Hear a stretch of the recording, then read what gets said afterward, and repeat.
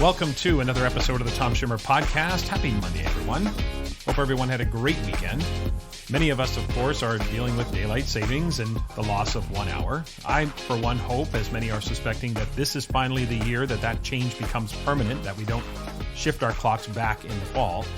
It seems this practice of changing our clocks has outlived its usefulness, so I'm hoping that this is the year we finally get to the point where we stop doing that, because there are some places in North America that don't do that. And there are countries around the world that don't do it as well. So I think it's time for us to make this permanent change. At least I'm hoping. I also know, on the other hand, that there's a lot of drama around this change in 1 hour. Yes, we can be a little sleepier, and I know there are statistics out there that prove there are things that happen in the days after daylight savings. But you could also just travel to a place in the time zone next to you and deal with the 1 hour change, which everyone does all the time. So I think sometimes we make a bigger deal out of this than it actually is, but I, for one, hope it sticks.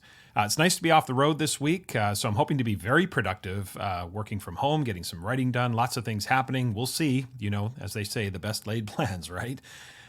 Just a reminder again that there is still time to register for a few upcoming events. The Grading from the Inside Out 2-day training happening virtually April 5th and 12th. The end of this month will be face-to-face in Des Moines, Iowa, March 28th and 29th. And of course, San Antonio, Texas, April 25th and 26th. And the Standards-Based Learning and Action training is April 27th and 28th, also in San Antonio. So all this information can be found on the Solution Tree website. I'll have links for that in the show notes, of course, so you can check that out. Okay, as always, thanks for tuning in again this week. A big welcome to any new listeners joining in for the first time, and a big thank you to longtime listeners. I appreciate all of you. This week, my guest is my friend Ken Williams.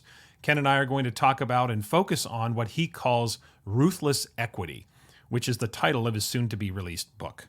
In Assessment Corner this week, I'm going to talk about an aspect of assessment that I feel is an unnecessary overkill. So, that's today's plan. Let's get to it.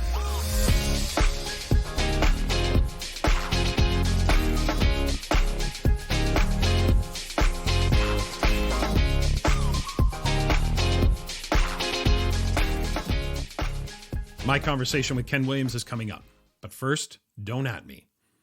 But I want to open this week by sharing some thoughts on our all-too-convenient relationship with the research. Now, let me begin with three things. First, this is not about politics. This is an observation on my part. Two, I hope that once we're past the pandemic, that we retire the expression, "I did my research," because most of the time when somebody says that, I just hear, "I have the internet." And third, I understand that fear is an incredibly powerful emotion, and I don't begrudge or shame anyone for how they feel. None of this is about that. Okay, now some background. Just this past Friday, our mask mandate here in British Columbia was lifted. Now, I know that the lifting of the indoor mask mandates is old news to some of you, given where you live, but it's fresh for us here. Now, we know we're one of the last jurisdictions to do this. Proof of vaccinations are ending April 8th, but masks are over now. And what I noticed almost immediately is how the script has been flipped. Suddenly, the follow the science crowd no longer wants to follow the science. Now, full disclosure here, I'm fully vaccinated, boosted. I wear my mask diligently, or at least I have. I wear it when I travel, of course. I cause zero issues with this. I'm a go-with-the-flow kind of guy. I'll do whatever we have to do. No political agenda here. This is an observation. But when the announcement was made, the reactions were swift, they were intense, and just like they were 2 years ago, when the mask mandate came in, the reactions were kind of varied around society, around our community. In the spring of 2020, remember, when masks and physical distancing, etc., were brought in, there was, of course, the obvious pushback from people who dismissed COVID as no big deal. What they were told by what seemed to be the majority of people was follow the science. Now, despite what some of them wanted to hear, it seemed the vast majority were on the side of the idea of following the science. But now, it seems 2 years later, many of those very same people don't want to take their own advice. Now, let me be clear.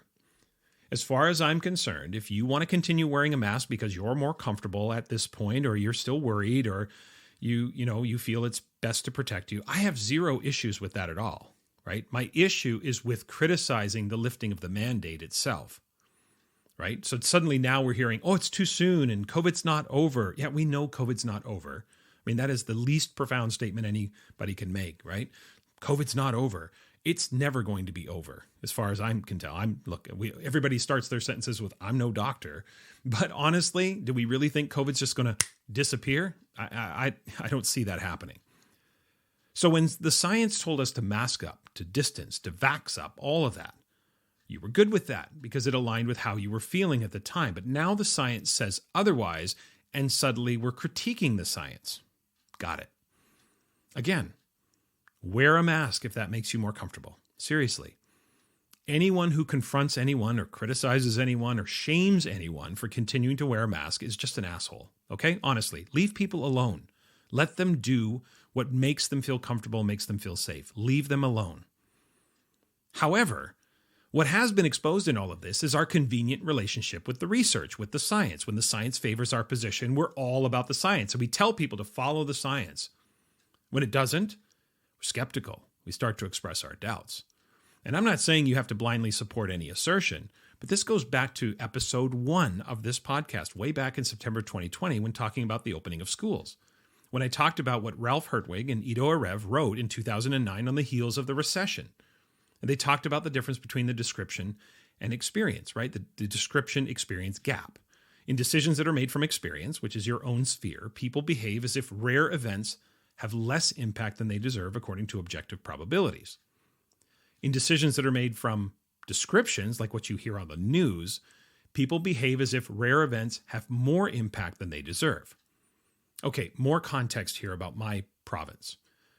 In British Columbia in the last 2 years, there have been a total of 351,751 cases of COVID.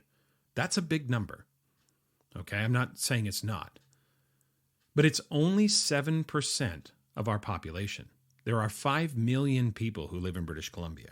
That means that 93% of British Columbians have never had COVID. Now, that number may be smaller because there are a lot of cases that go unreported. I get that. But something like that, even, let's just say it's 92% or 91%.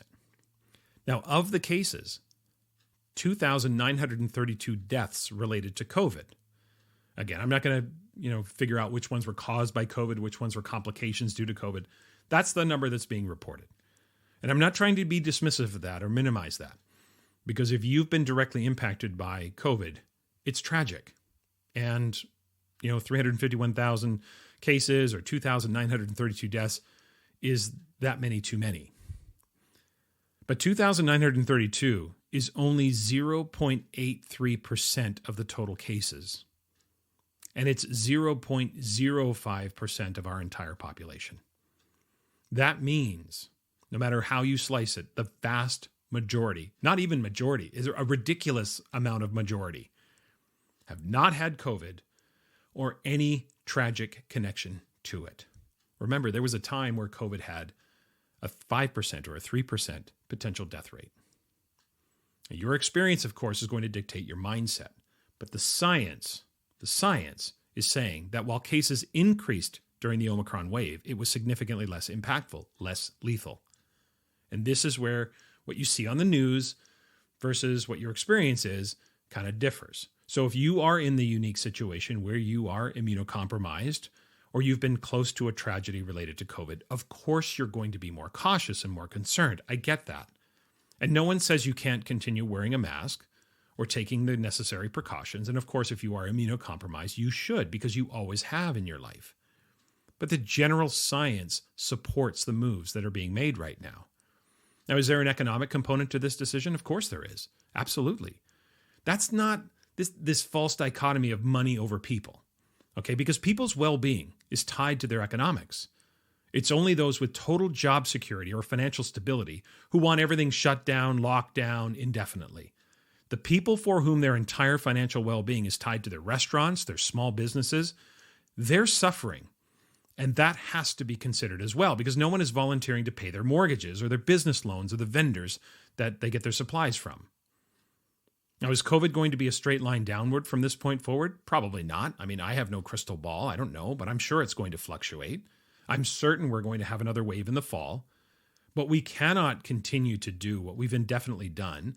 And more importantly, the science does not support that. But of course, skepticism is what we do. Some skepticism is healthy. It's good to be a healthy skeptic at times, but some of it is just for show. Like Teresa Ammonville, remember, 1983, she said, "Only pessimism sounds profound, optimism sounds superficial." It's going to take people time to get used to being maskless, and we have to provide nothing but kindness and support to those who are scared. I get it. But the science generally does not support the continuing of what we've been doing. Your science might, your unique health situation, but that is not generalizable to the vast majority of people in society. Now, when it comes to the research, I see a similar thing in education. Let's bring this back to education. When the research supports our perspective or our philosophy, we're all about the research, but when it doesn't, we're suddenly skeptical. I think I've told this story in the podcast before about the woman in a workshop I was conducting who basically told me she was dismissive of the research because she didn't need it, because she'd been doing her own research during her 22 years of her career. And she, of course, was referring to her experience, not research. I'm not trying to be dismissive of her experience. And experience does matter because contextualizing the findings in educational research is important because nothing is absolute. But to completely dismiss the research because you don't like its conclusions is a little ironic, especially for educators, because we would never let our students get away with that. Now, just like with health, you may have a different personal experience with certain strategies or students, and that has to be squared with what the research says. But to suggest that the research is invalid because you've never experienced it, that is a stretch. Take, for example, the use of zeros. There is no research that supports the assertion that using a zero for work not handed in acts as a universal motivator. But that doesn't stop people from using them and doing that. Why? Well, they philosophically disagree with the conclusions of the research. Now, if the situation were the opposite, it would be very interesting to see how people would respond. Imagine if no one had ever used a zero ever, and I came along with this so-called cutting-edge approach that said, use a zero for work not handed in, basically asking the people to be the opposite of what they were currently doing. Wouldn't the first question be, where's the research? Again, I'm not saying you have to blindly follow the research, because you actually can't. All educational research is context dependent, and it's nuanced, because there are almost no absolutes in educational research. The context is your experience and you operationalizing the conclusions that emerge from the research. That's our job. What could that or what would that look like in my context? But the idea that you support the research that supports your philosophy and dismiss the research that does not support, that's backwards, okay? The research gives us the most favorable course of action given the largest numbers of students. There's always exceptions to the rule, but the conclusions are generalizable. And the same goes for COVID. Yes, there are exceptions, but all along, public health officials have been using data, using science to make decisions. Now, I'm not going to get into the conspiracies and all that stuff. They've been using data and science to make decisions. Should we just follow that blindly? No, of course not. But we have to do a better job of balancing our experience with what is generalizable, whether it's education or COVID. With COVID, there's no way that policies or health orders can be driven by individuals. Like, we can't use the extremes to drive policies, because if we did that, we would need to outlaw everything.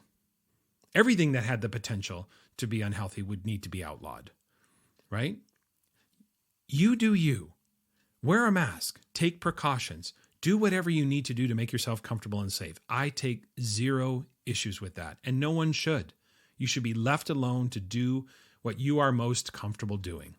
But we have to be consistent. If we say follow the science, then we need to follow the science.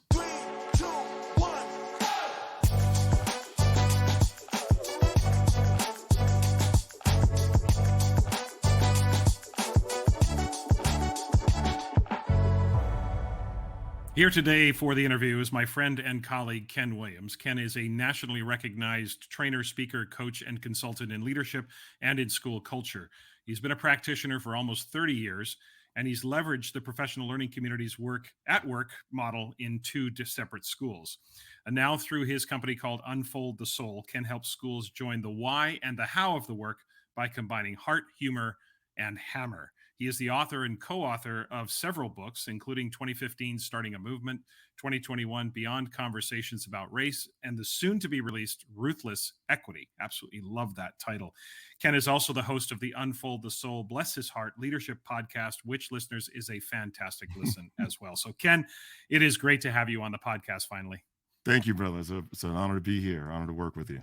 Yeah, love having you here. Not only are Ken and I friends and colleagues, we are also in the same NFL pools, not fantasy football, but the pick'em pools where you pick the winners. And I have to be honest with you, Ken kicks my ass in that pool every single year. I'm struggling every year, but I'm coming back for more next fall. Yes, sir. Absolutely love the title of the new book, Ruthless Equity. So I want to focus on equity as we dig into our conversation today. And clearly, equity is the modern work of our school systems, but it seems that there are many things today that get passed off as equity work. So for now, let's just focus on racial equity, and then we'll expand to all levels of equity. But from your perspective, knowing that difference, what's the difference between the high leverage substantive equity work and maybe the equity work that is just performative and superficial? Wow. How long do we have? We got it's a podcast, Ken. So here are the challenges. One, equity is nothing new. I've had the great honor, lifetime honor and pleasure to sit at the feet of both Rick and Becky DeFore, and God rest their souls, and Dr. Bob Aker. And the PLC process, when done effectively, is an equity initiative. It's been around for 40 years. And so equity isn't new, but I'm happy that it's now on the tip of everyone's tongue. And of course, when new initiatives hit, it's usually a flashpoint, like something that happens that brings the attention to the surface. And, the social justice movement and George Floyd brought equity a lot of attention through a racial context. But I think that's problematic. I think it's problematic because equity is not a race. It's not an initiative based on race. It isn't. When schools engage in equitable practice, all kids win.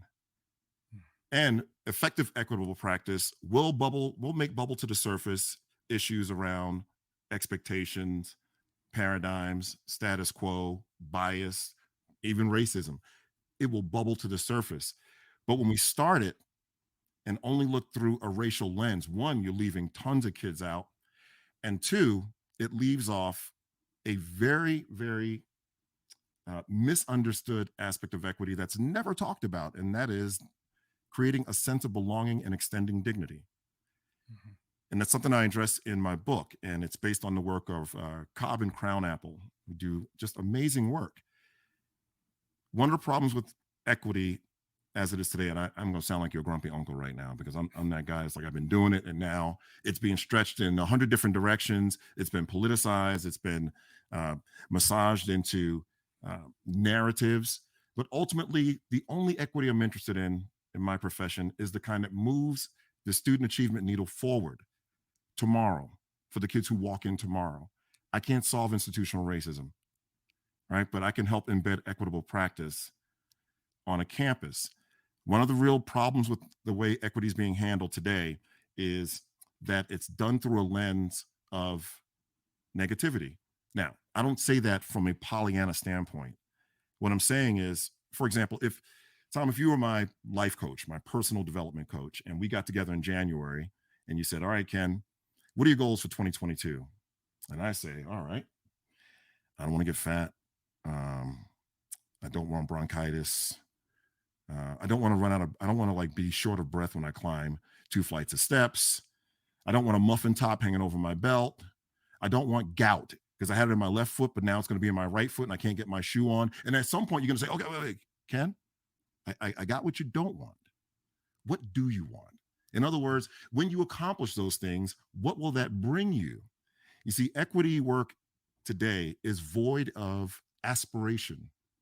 All we talk about, and that's why there's this recent backlash. If you haven't noticed, there's a ton of backlash. I got a friend in Wisconsin. He's got to scrub the words equity, diversity, and inclusion out of all of their policies. People are pissed and they're fighting back because our approach has been, hey, teachers, you're racist, you have bias, you do microaggressions and all the other stuff. And I'm not denying the existence of it, But when you address things with people and it's not in context, folks are going to get defensive. And when you keep hammering them with things that are just negative, negative, negative, no aspiration, it is going to die a fiery death. And that's what's starting to happen right now. All you hear about equity is inequity, anti-racism, anti-bias, microaggressions. None of that is aspirational. None of that portends a bright future, the ideal future. None of it is what we want. It's what we don't want. And I'm telling you, I know, I'm joking around with that personal coach parallel, but it is absolutely true. You're not a good life coach if you help me set goals around not getting fat and not being short of breath. The fact is, if we focus on the aspirational parts of equity, then all of the anti stuff will bubble to the surface eventually. In the PLC process, we talk about a learning for all culture. And then we break it down, because I knock the ambiguity out of everything. I break it down into behavioral, measurable, observable practices.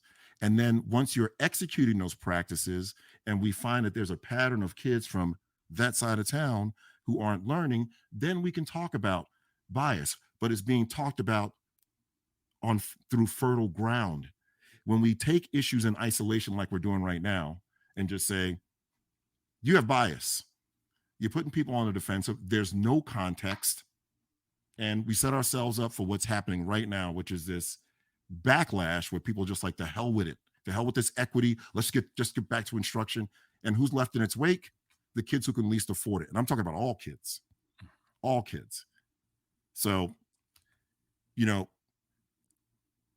that's my perspective on equity is, one, what do we aspire to become?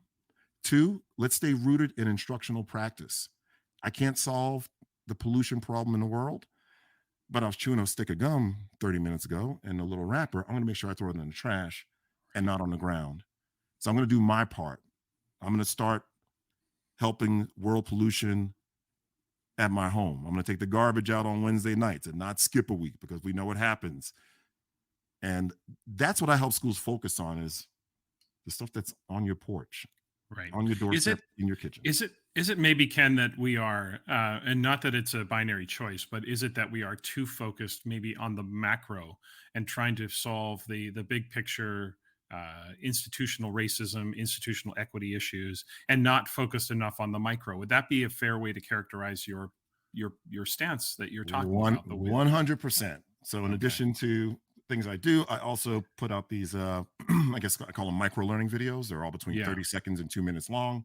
Yeah. And I did one recently on some word I made up called selective equity. And that's when schools and districts find themselves looking out the window at these grand macro issues. You say macro in my book, I say, don't go global, go granular. Go granular. And take care of the stuff on your porch right there. We have plenty of opportunity. We don't need to make up any new words right now. We don't need any new terms. There are enough we had existing equity problems before COVID and the social justice movement. I'm not working on new stuff. I'm just working on it in the context of a pandemic, right? Or endemic, or wherever we are right now. But yes, we focus on macro.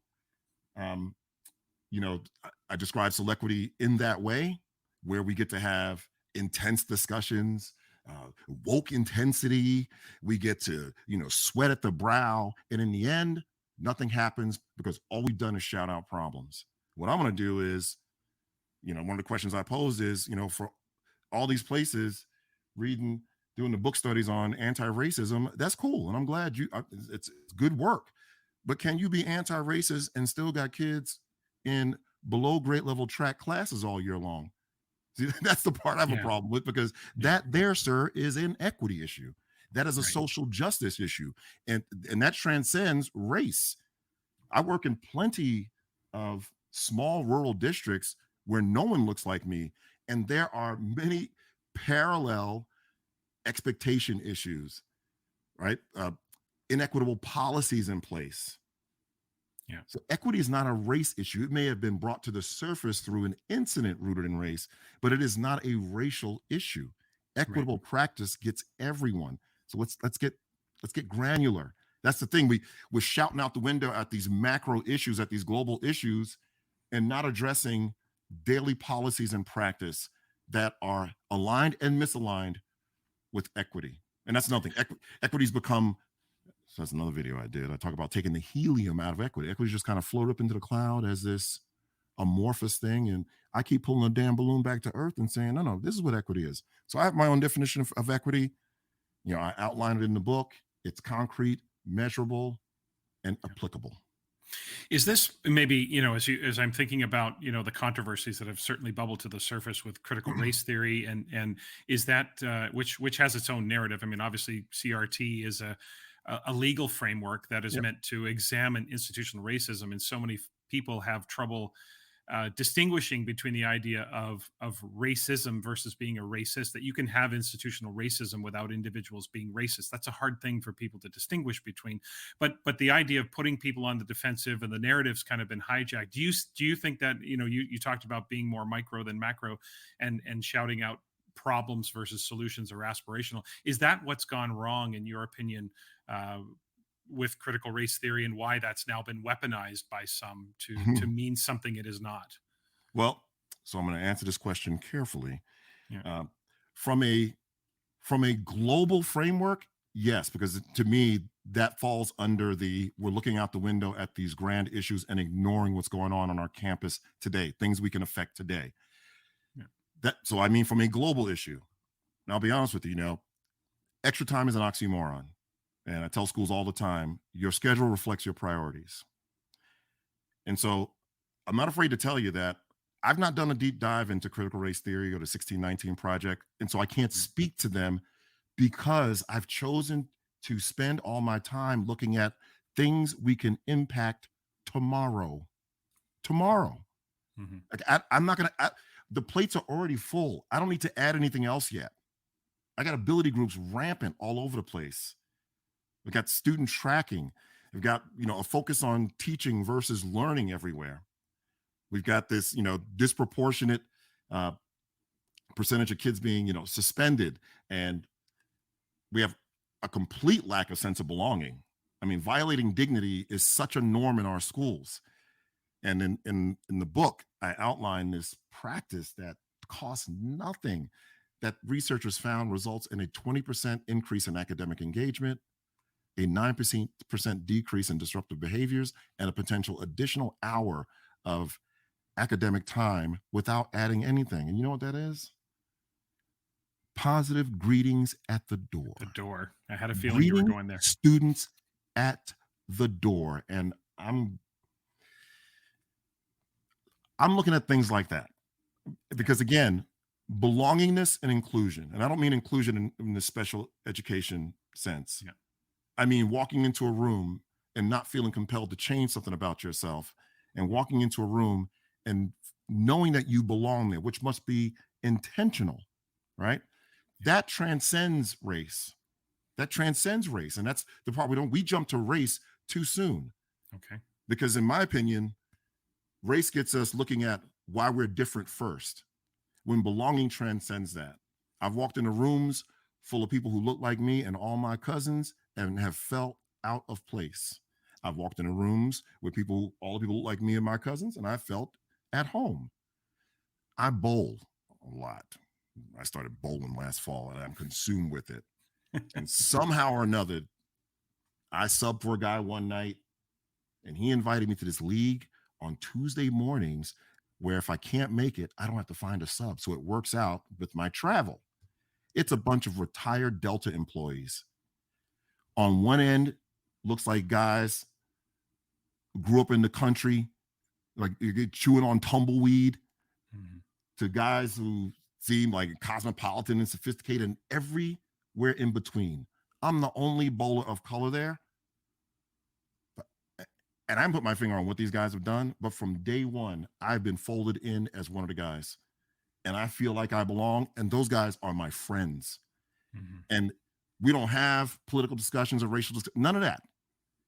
There's just a sense of belonging there that they opened up their organization and brought me in. I didn't have to come in and change anything about myself. That's a powerful sense of belonging that transcends race. So then if we do get into discussions about race, where it's we start with what makes us alike, what makes us the same. We never start that way. We always start with what makes us different. And it's human nature to figure out which of our differences makes us superior to the other. And so I start equity work in an almost spiritual sense with the sense of belonging. I mean, every human being has that yearning. We want to belong. We want to be seen. We want to be valued. That transcends race. And then we get into what does equitable practice look like? How is equity defined? How is it defined? You go on social media and it's defined 50 different ways, depending on someone's narrative. All I care about is equitable practice that moves the needle tomorrow. Yeah. It seems that you mentioned social media, the news. It seems like that the sport of the day now is to dunk on people on social media and to attack them for every little word. And I think your message, Ken, is very powerful in the sense that we focus on what we can control, and that sense of belonging transcends everything that we do. So let's talk about what we can control, and that is equity within the school system and within the school setting. And sometimes I notice, and maybe this is not a fair observation, you could tell me if I'm right or wrong on this, but sometimes I notice that equity gets talked about in absence of academic achievement. That real equity is about academic success and belonging in an academic environment, and all learners can reach high levels of academic performance. So sometimes schools forget that part of the equity work. Do you subscribe to that? Do you agree with that? And if so, why do you think that happens? And how important is it for us to keep ourselves focused on the prize, if you will?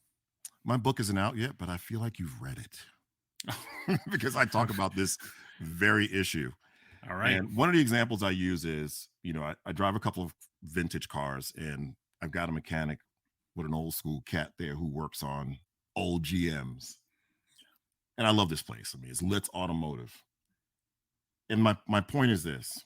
If Mike, who owns Litz Automotive, decides to take his technicians through a couple of modules around equity work, I'm going to be 100% sure that somehow, some way, those modules are going to help them execute their fundamental purpose even better, which is to keep cars drivable. That's their fundamental purpose. If I don't know why they would engage in equity practice, but if they did, I'm sure Mike would draw a line between the equity modules to their fundamental purpose, keeping cars drivable, repairing automobiles. That's their fundamental purpose. I don't expect that they'll do that. I expect they have ones on, the fuel injection and brake systems because it feeds their fundamental purpose. So it drives me absolutely out of my mind when we come up with ways to put instruction and learning aside and address other things. It's what Rick used to tell us based on Jim Collins' work. Jim Collins called it a sucker's choice, right? The falling prey to the tyranny of or and not the genius of and. Learning is the through line of our work. That's what we do. We ensure learning. And so there's no way to separate the two. If we engage in equity work, it is in the service of high levels of learning for all students, providing equity, excellence, and achievement for all students, regardless of background. The same thing happened when we were coming. It seemed like, more schools were going, we were coming out of that summer. I guess it was 19 or 20. And all I saw were tons of teachers. I'm going to focus on SEL and I'm going to hug kids, and I know they're going to be traumatized, and I'm not going to engage in learning for like 3 weeks. And we were just like, these are like a basketball. Why? One, you are casting brokenness on kids. And if you want to talk about patterns and equity, 90% of the time it's going to be the kids who can least afford it. Right. Two, and Doug Reeves, one of my colleagues and friends, wrote a great blog post called "Don't Take the L Out of SEL," because we weren't doing SEL, we were doing SE. We're going to remove the learning. Everything we do is in the service of moving learning forward. Building relationships is about moving learning forward because people prefer to learn from people they like, who like them, and who see them. Everything we do. And so I don't deny that some students came back and dealt with trauma and adversity and this rug being pulled out from under them again. But what I'm asking teachers to do is to base their response on evidence, right? Mhm. In my book, I talk about teachers do three things. Great teachers: they assume nothing, they prepare for everything, and they respond based on evidence. Be ready if you have students who seem to have trouble adjusting. But when they come in and we've already cast them as broken and traumatized, we're setting ourselves up, because a lot of the time they're going to take our cues and then, show those things, and then we're not basing things on evidence. It's got to be based on, we should never push learning aside. There's no instance where learning should be pushed aside. Ruthless Equity focuses on practices and policies that advance equity in learning, and then those that impede equity in learning. If you engage to find out whether or not kids are dealing with trauma and adversity, it should be as a result of you engaging them in the learning process. And then you see there's something going on, then we stop and try to address that thing. Yeah. But to assume that it's happening on the front end, I think is part of what equity is trying to solve, just Right. It's interesting, as you were talking there, I sort of had a flashback or a thought about one of my many epiphanies throughout my career, and that is I had a moment, midway through my career where I started to realize how much I was projecting onto students things I was assuming. And when you talked about the assumptions we make about students, I was assuming a lack of resiliency. I was assuming some fragility. I was assuming that the student couldn't handle it, and I was becoming guilty of almost projecting onto the students some low expectations in isolated places. And I had this moment, I wouldn't say halfway, it was probably earlier than that, but partway through my career where I started to realize, wait a minute, it's not up to me to project onto the student. My job is to teach them and support them and help them and give them feedback and help them go all that way. Why do you think we do that? Why do you think I mean, it probably comes from the right place. It comes from. But how do we? I suppose why do we do that? And secondly, how do we prevent ourselves from falling into that trap? What are some things we might be able to do to help ourselves yeah. remember not to project onto students? I think it's part of human nature to make assumptions and judge. I did the same thing. It Yeah. didn't last for long. At the beginning of the pandemic, lots of schools went to online learning and virtual learning. And a friend and colleague, Jessica Cabine, reached out to me and said, I know we're at the beginning of this pandemic, but I want my folks to be ready when we come out the other side. So it was like, if the pandemic dropped in March, like the end of March, she was like, I want you to do 6 modules with my middle school teams. And so we set them up. We're going to talk about the PLC process. And I fell into my own trap the first module. I'm on there and I projected brokenness on those teachers. Mhm. And I did a damn therapy session for 40 of the 50 minutes. And at the 45-minute mark, someone said, so we're going to talk about PLCs? That's when I realized, holy shit. I'm telling you, that woke me up to it. I was like, oh my God. Yeah. Because I just assumed that they're going through who's been through this pandemic before? There was no playbook. But No. if you hover above it, the principles are the same, whether I thought these teachers are from a bad neighborhood or like we do with kids, from that side of town. I just projected and screwed it up. I apologized. I fell on my own sword. And every other module after that was awesome.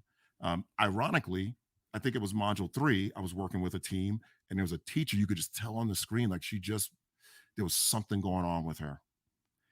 And she was struggling with like missing her kids and having that connection. And so she was dealing with some real local trauma.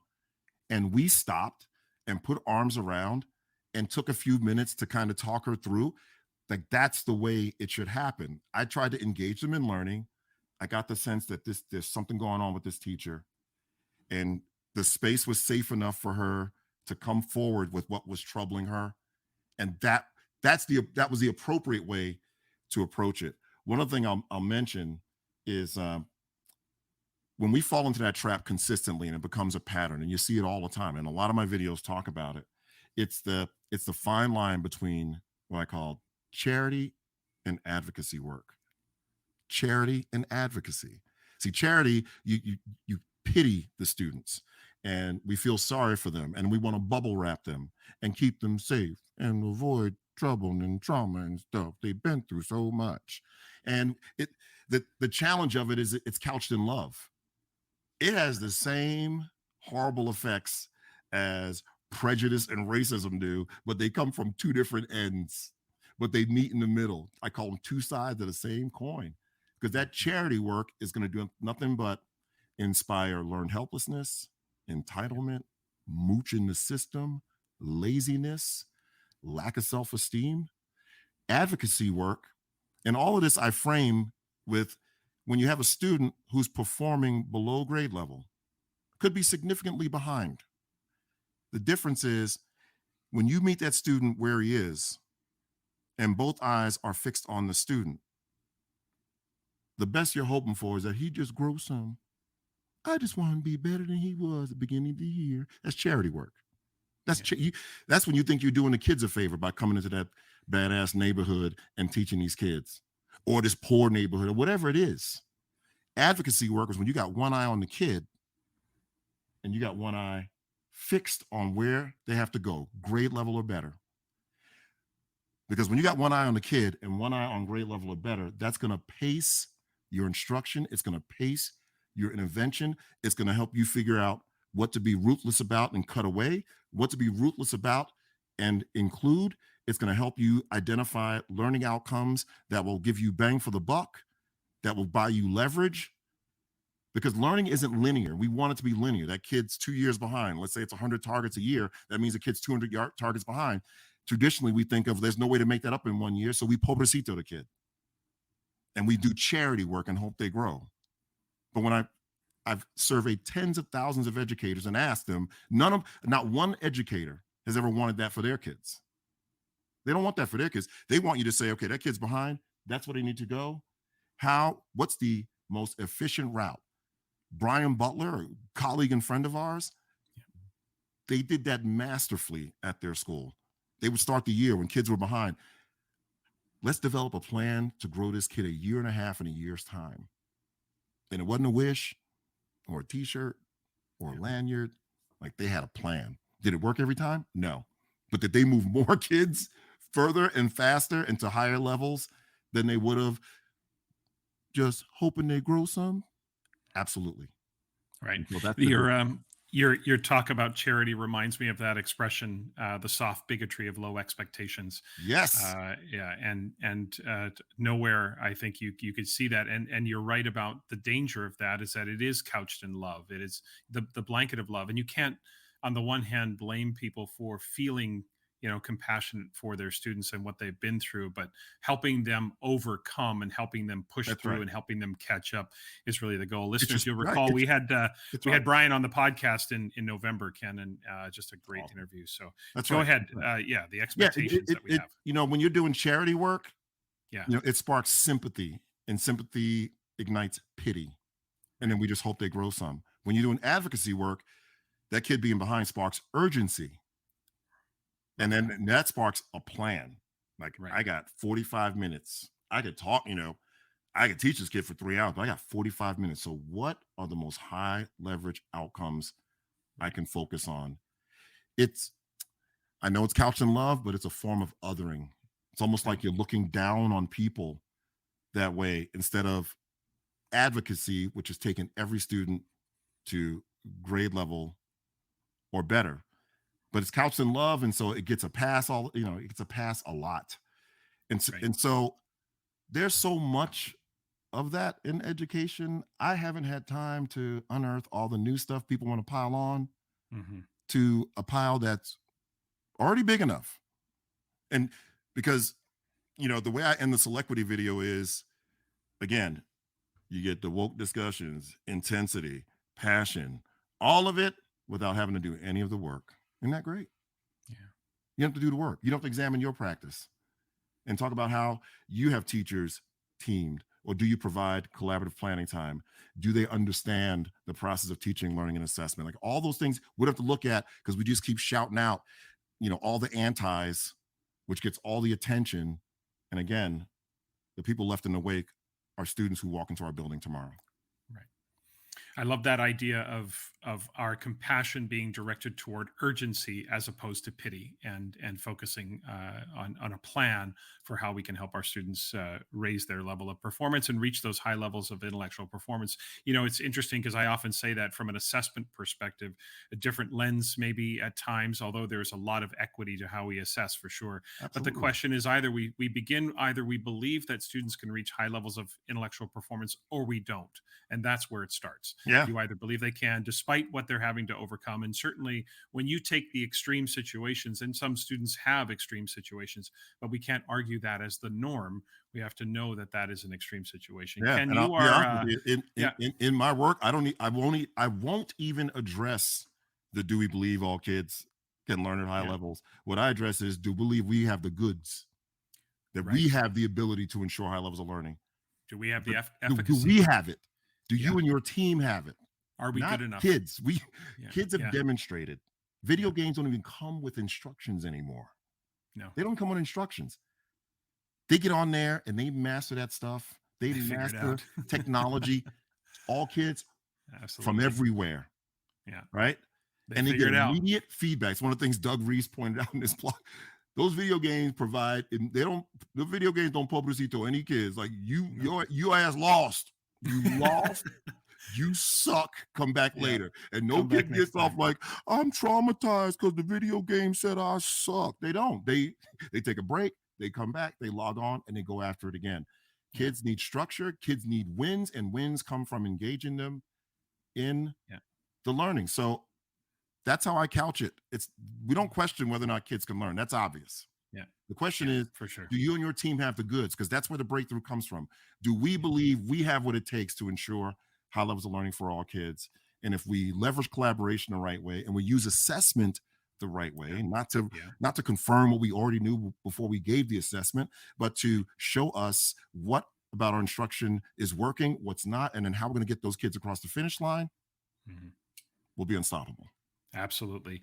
Ken, you are certainly known for many things, but one of my favorite Ken Williams isms is start with the crown. I love that expression. And for our listeners, Ken, what do you mean by that? Start with the crown.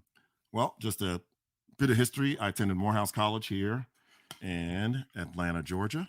There you go. Because of my 7th grade teacher who sat me down in 7th grade and looked past my hand-me-downs and my Wonder Bread bag posing as a lunchbox, told me about the history of college and said, you're going to college. So my junior year of high school, I sent away for the brochure and it came back. And on the back of the book, there was a quote by a past president, Dr. Howard Thurman. And the quote said, above the head of her students, Morehouse holds a crown she challenged to grow tall enough to wear. I didn't understand the quote fully at the time, but it stuck with me. And all these years later, I realized that's what equity is. That's instructional equity.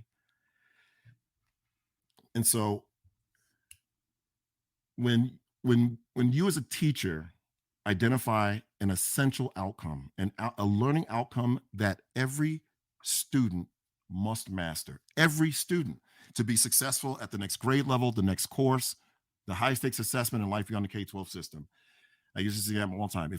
If 8th grade teachers decide, based on their conversation with 9th grade and how we want to turn students out after high school, that every 8th grader has got to walk out knowing how to make this remote with its 6, 7, carry to 1, 8 buttons.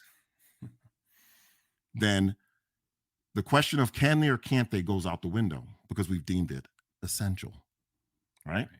And that means this is the crown. We hold this crown still, and no matter who the kid is, where they're from, what they look like, who the mama is, whether the daddy's at home or not, or what the income is, our work is to grow the kids to the crown. To the crown.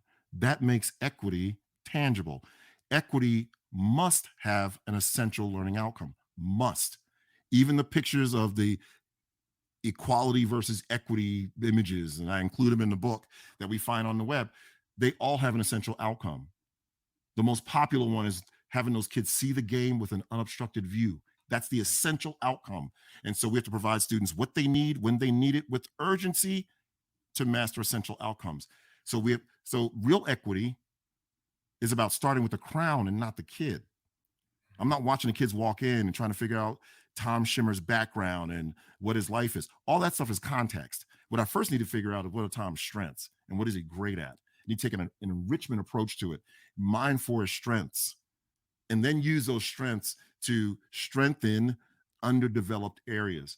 Now, this is the crown in 8th grade, but there are going to be some kids that aspire to this one. This one's got like 32 buttons on it. This one, some kids are going to get, some aren't. Above the crown, kids will separate themselves, but we got to stop creating more and more low groups below the crown.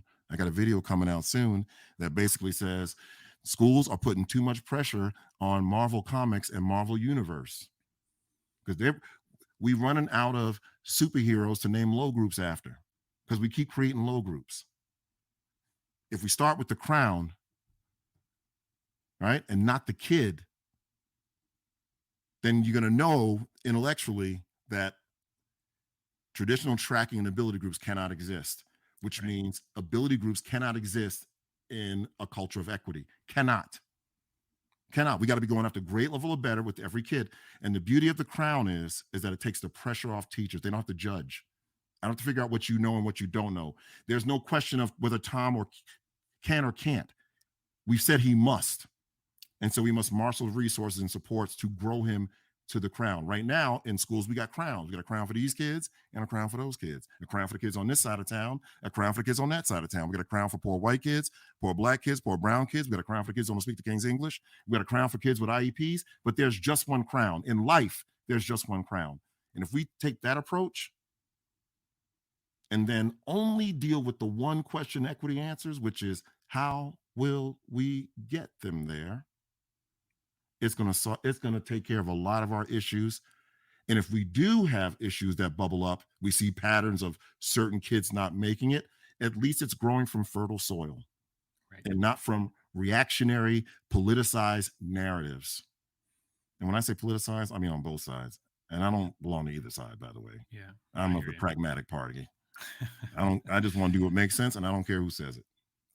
Right. But that is exactly how we focus on the micro and focus on what is within our control. Yeah. So as we finish up here, Ken, I want to talk a little bit about leaders. I know you work with leaders a lot, and your podcast is for leaders and for leaders. Well, it's for everybody, but you certainly focus on your role as a leader in the past.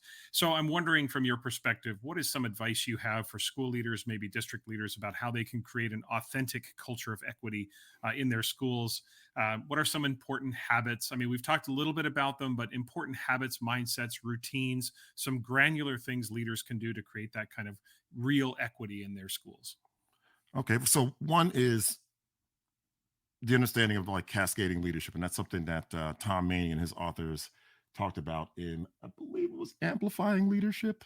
I may be calling the book wrong, but the principal is teachers are like the principals of the kids, and then the principal, their classroom, the teachers, and then at the district level, I always ask, who's the principal of the principals?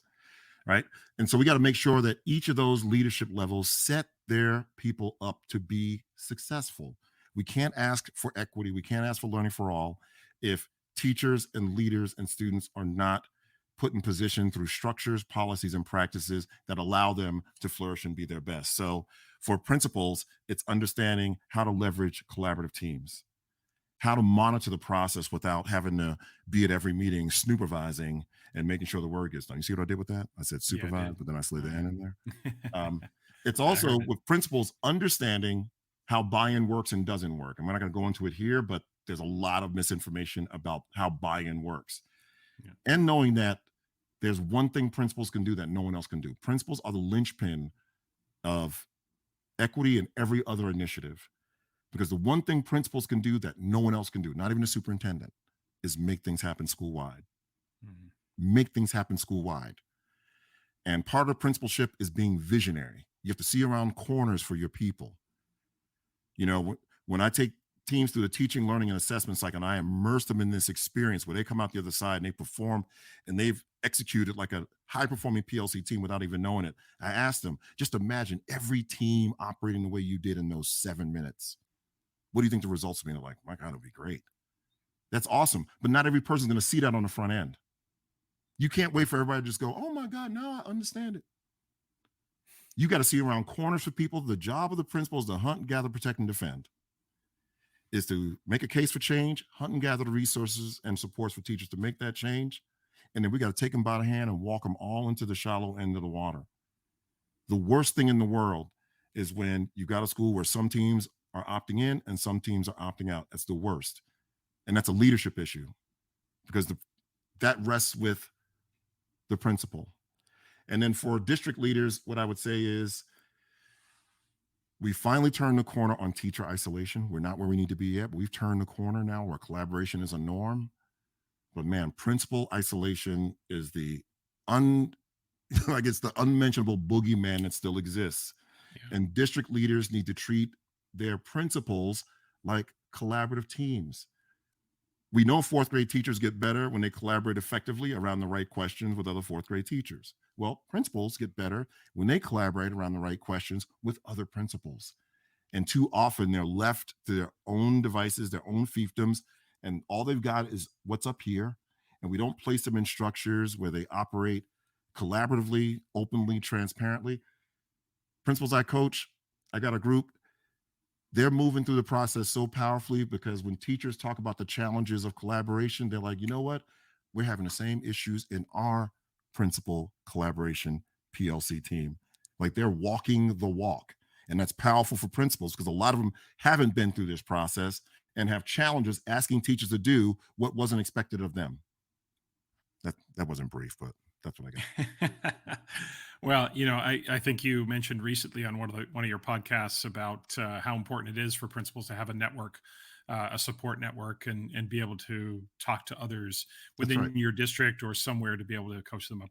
Great advice, Ken. Certainly, important to stay connected and to have that sounding board as opposed to just not being in isolation, making sure that we have that connection to other people.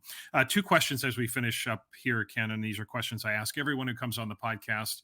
The first question, and you can take this in any direction you want to, but the question is, educationally speaking, what keeps you up at night? Oh boy. What keeps me up at night is what I perceive to be the crisis of confidence that we have as educators. That we've made Carol Dweck a millionaire several times over, and deservedly so, for her great work mindset. And we bought more growth mindset posters and got them around our schools everywhere. And yet we still revert back to the fixed mindset notions of the innate ability paradigm. And some kids are born smart and some aren't, and ability grouping and tracking and saving the best and most innovative instruction for the 15% of our population we term as quote unquote gifted. The fact that when assessment data comes back, research has shown that as teachers, we attribute 85% of assessment results to issues of character and things that are going on outside of control, and only 15% of it do we own. That keeps me up because teachers are the difference. Principals, educators are the difference. When I say educator, I mean every person in that building who touches the life of a child, including our nutrition staff, custodians, paraprofessionals, support professionals. And so my life's work is pouring into educators and coaching them up to understand that the answers are in the room. Yeah. The answers are not in the community. That's context. The answers are in the room. And when we lean into our collective expertise and put our backs to the wall and decide on learning for all, we're unstoppable. Yeah, it's definitely you're definitely right about reverting back to those habits and those that have been ingrained in so much of what we do in our system. All right, last question is a question about success, personal success. You take this again wherever direction you want to go to, but it's a simple question, and that question is: if a random person, stopped you on the street and asked you, "What's your definition of success?" how would you answer them? Oh boy. I would say putting yourself in position to stretch beyond your reach and take swings in the service of what you believe your life purpose is. And those things can change over time. Just putting yourself in position to take swings at achieving your life's purpose. Yeah, take a swing at achieving your life's purpose. Yes. I love that.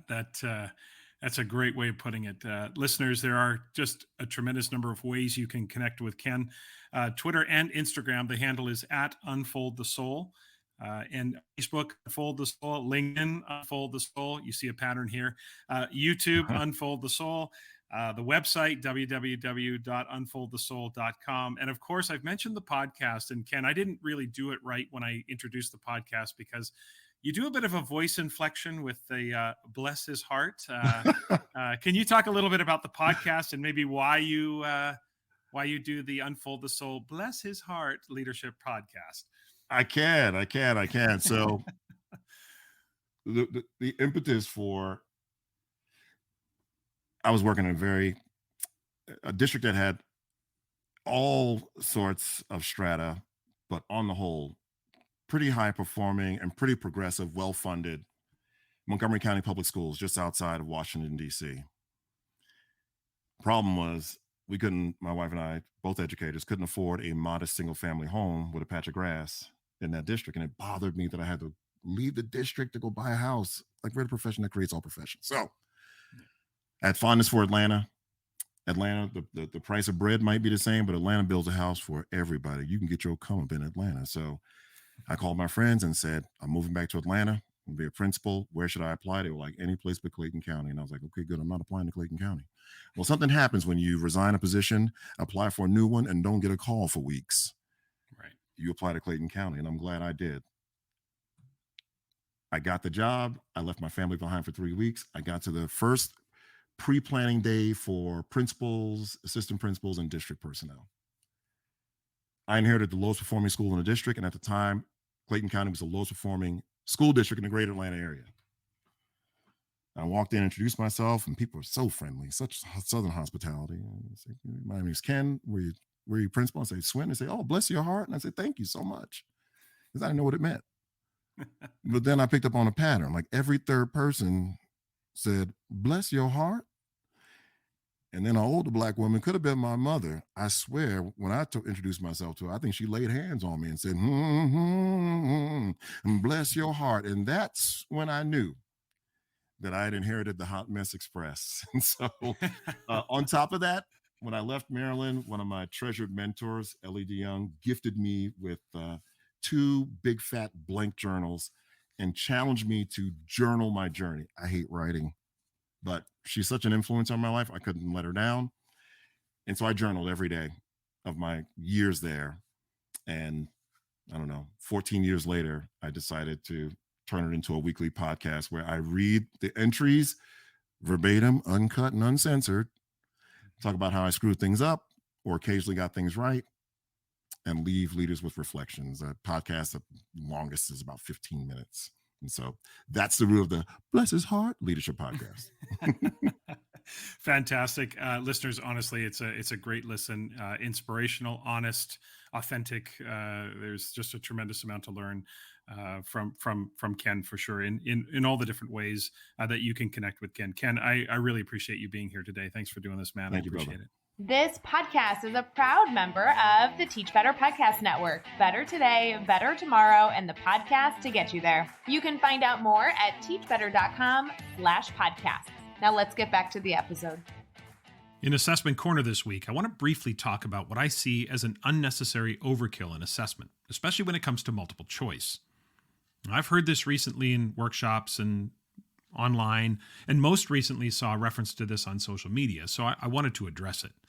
Now, to be clear, this is not a question of right and wrong. It is, for me, a question of whether we should be doing this, but there's nothing wrong if you do. Okay, there are many things we do in assessment where there is a difference between what you can do and what you should do, and this is one of those things from my perspective. What I'm referring to is the use of multiple choice questions, but then having the students write an explanation about their choice of answer. Again, there is nothing wrong with doing it technically. In other words, there's nothing in the research that would suggest that this is a poor practice. And I know there are going to be many of you out there who disagree with what I'm about to say, and that's fine. It's fine. This is not about I'm right, you're wrong. But for me, when it comes to choosing an assessment method, it's really important to understand the purpose of the assessment and why the method helps support that purpose. One of the advantages of multiple choice questions is that you can assess a large amount of material in a very short period of time. Now, that's neither a good thing or a bad thing in the abstract.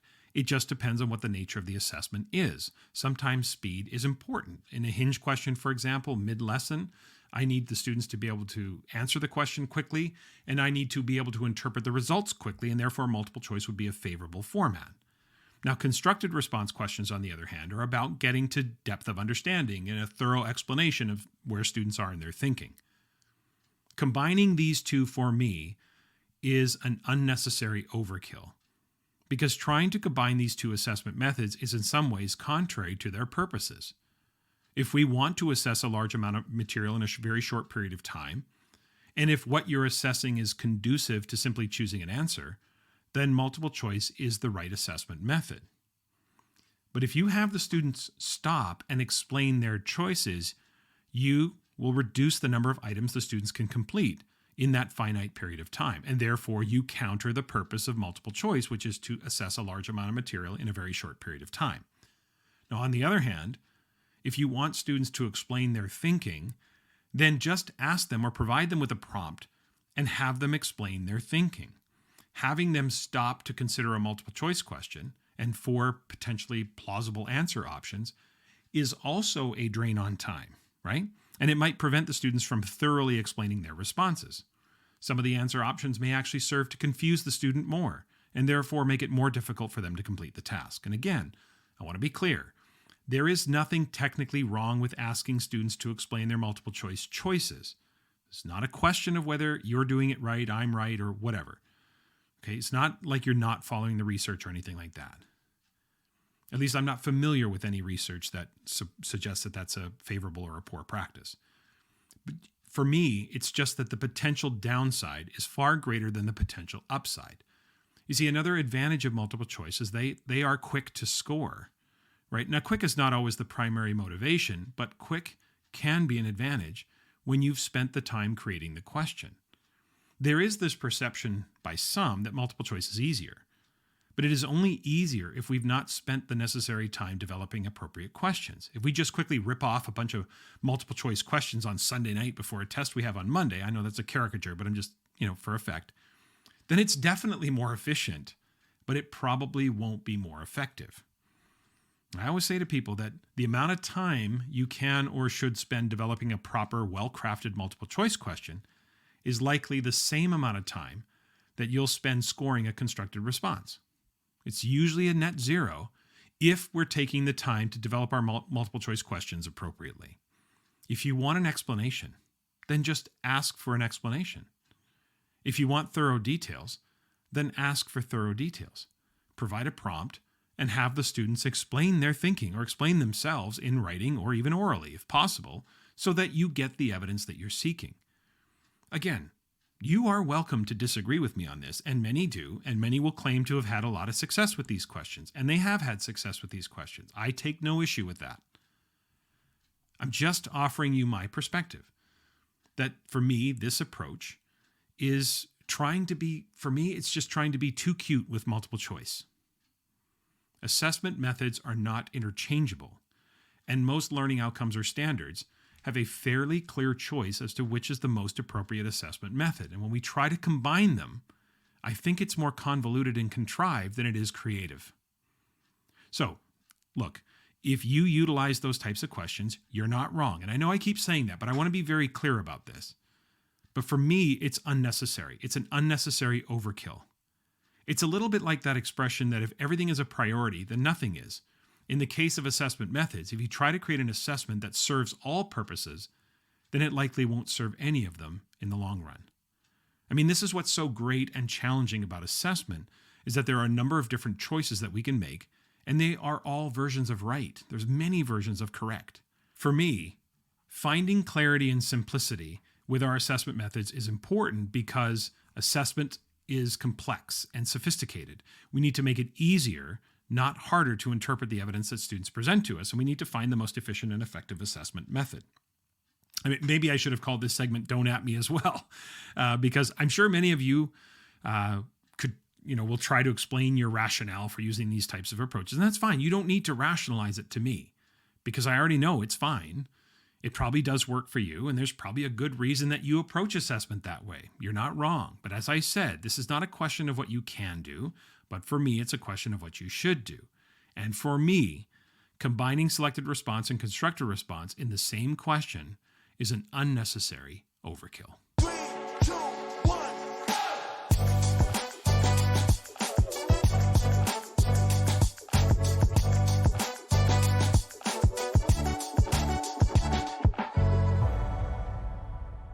Okay, that's it for this week. Remember to follow the podcast on Twitter, Instagram, Facebook, YouTube, and TikTok.